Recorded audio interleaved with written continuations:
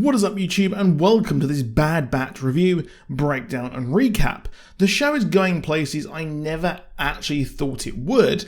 I expected it after the first episode to feature Clone Force 99 hopping around the galaxy a la Mandalorian and kind of just, the show stay there. And while they did and got stuck this week, we are witnessing the rise of the stormtroopers and the pure savagery of the Empire being born, something I am really enjoying seeing, especially a darker tone for not only Star Wars animation, but Star Wars as a whole.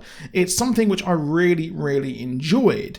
We open with the Bad Batch on the run still after last week's jaunt and discovering chain codes and all that craziness. It's a tough time as they're running low on rations, much to Wrecker's dismay, and poor Omega doesn't even have a proper bed, having to simply lean against a power droid.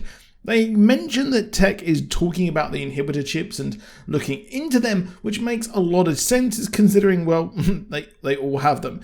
These could simply be improved somehow by the people in charge of Kamino, but I'll go into that a bit at the end of the episode and when I discuss the Kaminoans' plans at the last part of this video. That's a word I really struggle with saying. It's clear to me that another one will be turned either by being captured and changed, hacked, or over time. As I did notice, and I thought it was really curious, the Wrecker said that he had a headache.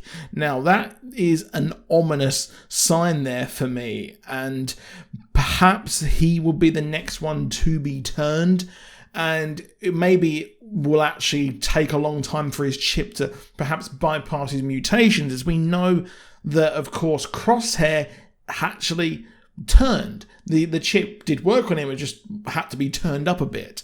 However, Crosshair is the new leader of a brand new unit. Tarkin is still pursuing his plans of having less clones due to the sheer cost, but he is a bit of a 2 and 8 about it, as Admiral Rampart has a plan after his successful chain code implementation, and he plans to get conscripts to join his army. We know this is obviously successful, as we saw in Solo with one of the coolest scenes in Star Wars where we see a battle to secure a planet for the Empire, and I really want to see more of that. When I did my review back when it came out, many of you in the comments did say you want to see more of that, and well, I think it's pretty telling that they're going that route here. Now, I did initially think that this might be the first steps of Inferno Squad from Battlefront 2, as the woman of the group does look like Versio.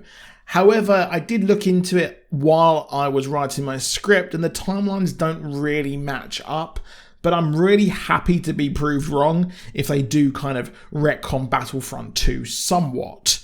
But I really like the idea of showing the first non-clone stormtrooper being given their mission. Their loyalty is being tested as, of course, they have no inhibitor chips or kind of like the changes that the clones have to their brain stuff, I guess. But the idea of a non-clone army winning over the hearts and minds is something that I expect Rampart actually wants. When you think about it, they're going to want people who are actually looking like the people who are invading their planet, kind of, I think, not just people all looking the same, and having people who really are into that empire is something that he's thinking of. While the clones are real kind of weapon or human weapons, these ideological people will be more in line with that ideology and willing to go the extra mile for that. Now, one of the recruits has no qualms about joining the Empire, as he has bed and board, more than the Republic gave him, as he says. And many of you probably thought, first watching Star Wars when it came out, or in the early 90s, before there was any kind of, prequels, blah, blah, blah, and that sort of thing, probably thought, why are these people joining this evil Empire? They're clearly evil. But, well, the Republic still had people in poverty, so there is that. Crosshair is the new leader as they are sent to go and fight Saw Gerrera. They take out the soldiers there effectively, but Saw is nowhere to be found as the survivors are then interrogated. However, this takes a turn I did not expect. It ends up being a straight execution and a war crime, as the recruit that is kind of cocky has a turn of heart. He simply wants to be a soldier, but the Empire is brutal, and Crosshair is twisted due to his chip. And Tech, he did say it's not his fault, but he says that good troops follow orders and kills the people there, the prisoners, as the rest watch, and some actually help. It's a very, very dark turn for Star Wars, but it's a bit creepy for me to say I like it, but I like this change here. We're seeing these shift from, normal clone troopers, because obviously in the Galactic Civil War that preceded this, it was very clear cut who was good, who was bad. Admittedly, they did have some stories where they explored the macro part of the war, but we're seeing what the Empire are really like, and their atrocities will no doubt come in spades here. Now, I didn't expect really so much of this episode to feature this and the Bad Batch being resigned to the B story of the episode, but it's simply setting up so much within the wider universe of this time. These are essentially the start of the Death Troopers, or the Shadow Troopers, which is very, very cool. The brutality of the Empire is being born right now, but while Tarkin wants to continue with clones just for now, the project of having the conscripts is clearly going to continue.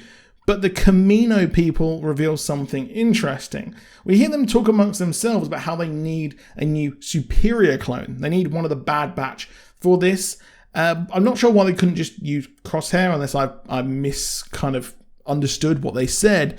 But I expect down the line that we could see the clones there on Camino be used against the Empire in some sort of civil war or uprising there, which would be interesting to see and a nice thing to add to their canon. There are rumblings of this as well, a clone civil war, so I'd be interested to see that. At the end, we see the Bad Batch move on to their next planet, as Omega's actually got a bed, which was so very heartwarming to see after absolute war crimes that we just saw.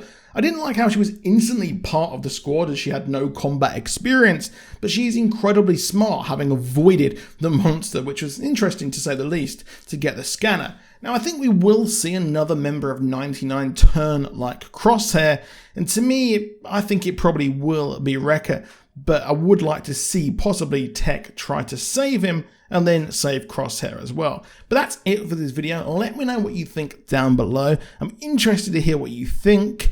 With the storytelling, it's very different to what I expected, but nonetheless, I really enjoy it. So do subscribe with notifications on, and I will be having some breakdown of movies coming soon on the channel, such as To Those Who Wish Me Dead, and I will have another Jupiter's Legacy complete history. I'll see you soon, and goodbye.